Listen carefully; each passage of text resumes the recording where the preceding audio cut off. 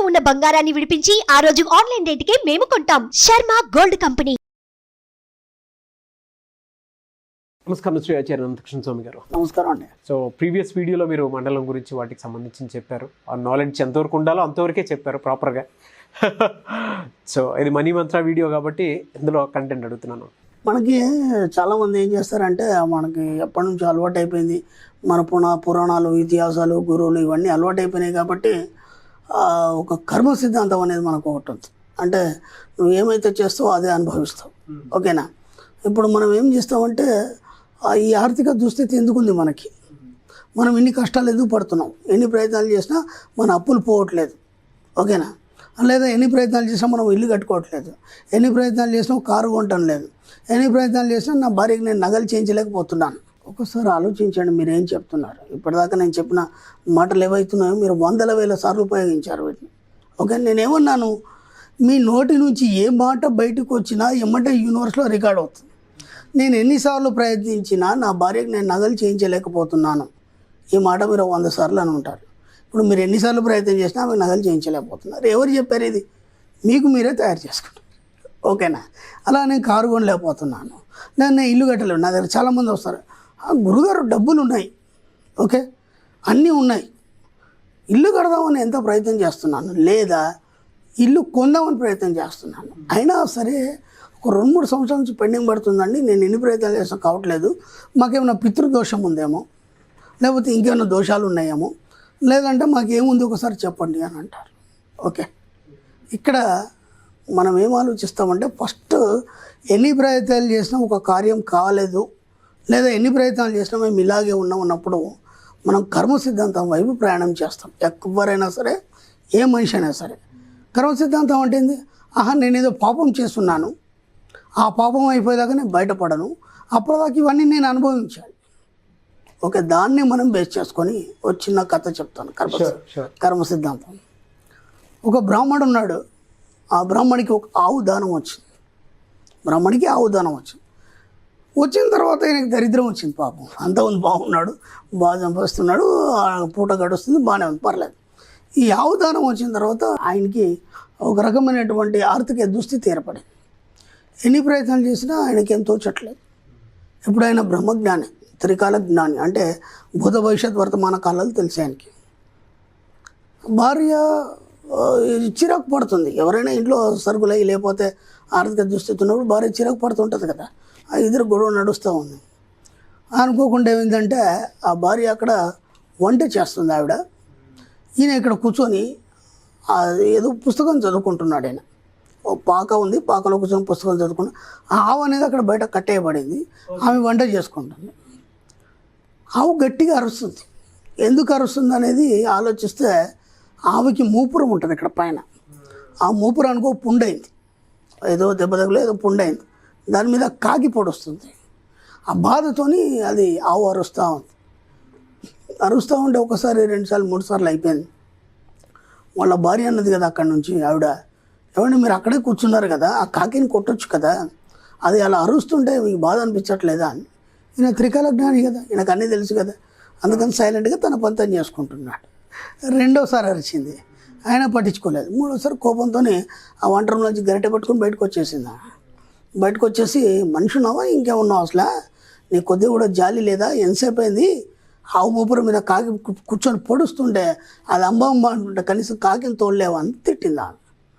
తిట్టగా నేనన్నాడు కదా, ఒకసారి పిచ్చిదానా, నీకు తెలుసా అసలు విషయం ఏంటి, నువ్వు ఒక విషయం గమనించు, ఆవు మనకి దానం వచ్చిన తర్వాత మనకు ఆర్థిక దుస్థితి వచ్చింది, అంటే దరిద్రం వచ్చింది, గమనించావా లేదా? అవును. ఎందుకు వచ్చింది తెలుసా నీకు? తెలీదు. ఇప్పుడు నేను చెప్తున్నాను విను. ఆ ఆవు ఏదైతుందో గత జన్మలో వైశ్యుడు, కోమటి, ఓకే, ఆయన దగ్గర మనం అప్పు తెచ్చుకున్నాం, ఓకేనా? కాబట్టి అప్పు తీసుకోవడానికి మళ్ళీ ఆవు రూపంలో మన దగ్గరకు వచ్చాడు. ఇప్పుడు మనకేం లేకపోయినా సరే ఆవుకి మాత్రం పెట్టాలి, ఆవుకి ఏ ఇబ్బంది కావద్దు, కాబట్టి అక్కడ ఇక్కడ తీసుకొచ్చి పెడుతున్నాను, తప్పదు. కాబట్టి ఆ కాకి ఎవరో తెలుసా? గత జన్మలో కాకి ఆ వైశ్యుడు ఉన్నాడు కదా భార్య, అప్పుడు ఆమెను పొడుచుకు తిన్నాడు ఆయన, ఇప్పుడు ఈయనను పొడుచుకు తింటుంది కాకి. దానికి నేనేం చేయాలి నాకు తెలియదా అన్నాడు ఆయన. అంటే కర్మ సిద్ధాంతం ఎలా ఉంటుందంటే, మన గత జన్మలో ఏదో చేసాము, దానివల్ల ఇవన్నీ అనుభవిస్తున్నాం అనేది ఉంటుంది. ఇప్పుడు మన సబ్జెక్ట్కి వద్దాం. ఈ కర్మ సిద్ధాంతాన్ని ఒకసారి డైవర్ట్ చేసి మన సబ్జెక్ట్లో వద్దాం. మన సబ్జెక్ట్లో కర్మ సిద్ధాంతం కానీ ఎన్నోసార్లు చెప్పుకున్నాం. మన సబ్జెక్ట్లో పూజలు, దేవుళ్ళు, కర్మ సిద్ధాంతము, జ్యోతిషము, వాస్తు ఇవన్నీ ఏం లేవని మనం ఎన్నోసార్లు చెప్పుకున్నాం. మన సబ్జెక్ట్లో ఏం జరుగుతాయంటే ఎవరైనా ఒక తత్వవేత్త కానీ, ఒక ఆధ్యాత్మికవేత్త కానీ, లేదంటే థియోలజీ అంటే దాని మీద పరిశోధన చేసిన వాళ్ళు కానీ ఏం చెప్తారంటే మీ కర్మలన్నీ ఎక్కడ ఉంటాయి? గత జన్మలో కర్మలు చేస్తారు, ఎక్కడొక్కడ ఉండాలి కదా అవి. అవును. ఎక్కడ ఉంటాయి అవి? చాలామందికి తెలియదు. అవి ఎక్కడ ఉంటాయంటే మీ భూమధ్యంలో ఉంటాయి. ఇక్కడ భూమధ్యంలో ఉంటాయి. కర్మభూముల మధ్యలో గత జన్మ కర్మలు నిక్షిప్తమై ఉంటాయి. సరిగా వినండి, నేను ఎందుకు చెప్తున్నాను, మన సబ్జెక్ట్లోకి వస్తున్నాం. మనం కర్మ సిద్ధాంతం మన దగ్గర లేదు, ఇప్పుడు మన సబ్జెక్ట్లోకి వస్తున్నాం. సరిగా వినండి. కర్మలన్నీ ఇక్కడ నిక్షిప్తమైన ఉంటాయి. కర్మలు అంటే ఏంటి? గత మనం చేసినటువంటి పాపాలు, శాపాలు ఏవైతే అవన్నీ ఏమి ఉండవండి. ఫస్ట్ బాగా గుర్తుంచుకో. ఇక్కడ దీన్ని భూమధ్యం అంటాం. ఇక్కడ మన వెన్ను నుంచి ఇడా పింగళ నాడులు అంటే రెండు బయలుదేరి ఇక్కడికి వస్తాయి. మధ్యలోంచి మీరు ధ్యానం చేసినట్టు సుషుమ్న నాడి అనేది పైకి ఊర్ధ్వముఖంలో ప్రయాణం చేసి ఇక్కడ కలవడం జరుగుతుంది. దీన్ని జంక్షన్ అంటారు. శరీరంలో మొత్తం ఉన్న నాడులకు అన్నిటికి కూడా ఇది జంక్షన్, ఇది భూమధ్యం అనేది. కాబట్టి ఎప్పుడైతే సుషుమ్న నాడి ఇక్కడ వచ్చి మనకి జాయింట్ అవుతుందో కాగానే మనకి ఏమవుతుందంటే సరిగ్గా దీంతో మన మెదడికి మధ్యలో సెంటర్లో కనుబొమ్మలకు సూటిగా మనకి పైనల్ గ్లాండ్ అనేది ఉంటుంది. ఓకే, దాన్ని సుప్త చేతనాత్మక మనసు అంటాం మనం. ఓకే, అది అంతఃచేతన మనసు అని కూడా అంటాం మనం.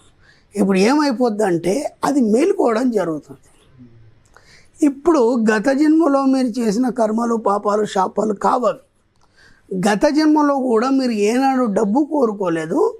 మీరు ఆర్థిక దుస్థితిని అనుభవించి వాటిని ఆలోచించడం వల్ల అవన్నీ మీ యొక్క గత జన్మలో జ్ఞాపకాలన్నీ ఈ సబ్కాన్షియస్ మైండ్లో నిక్షిప్తమై ఉన్నాయి.